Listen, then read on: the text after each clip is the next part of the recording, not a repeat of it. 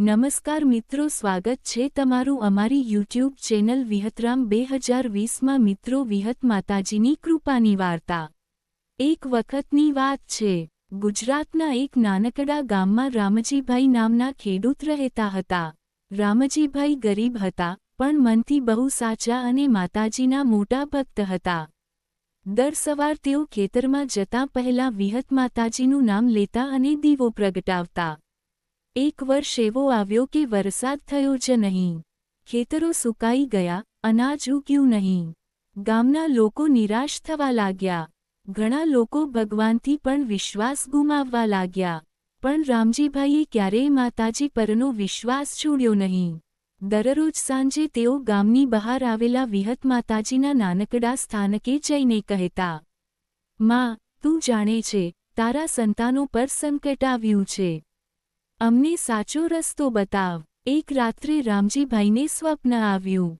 સ્વપ્નમાં એક તેજસ્વી માતા પ્રગટ થઈ અને બોલ્યા, "ડરશો નહીં, કાલે સૂર્ય ઉગે ત્યારે ખેતરના ઉત્તર ખૂણે ખોદકામ કરજો."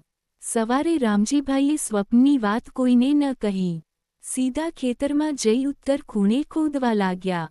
થોડી જ વારમાં જમીનમાંથી ઠંડુ, સ્વચ્છ પાણી બહાર આવવા લાગ્યું। આ જોઈને રામજીભાઈના આંખોમાં આનંદના આંસુ આવી ગયા। થોડા જ દિવસોમાં તે પાણીથી ખેતર ફરી હરિયાળું બન્યું।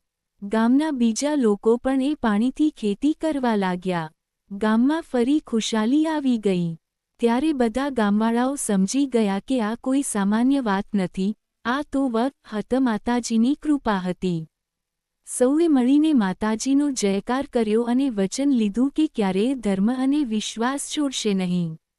રામજીભાઈ આજે પણ એ જ કહે છે, માતા પર સાચો વિશ્વાસ હોય તો મુશ્કેલી પણ માર્ગ બની જાય છે।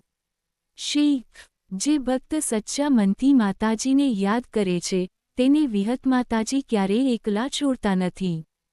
તો દોસ્તો, આ વિડિયો તમને પસંદ આવ્યો હોય તો એક લાઇક અને એક સબસ્ક્રાઇબ કરવી ભૂલતા નહીં।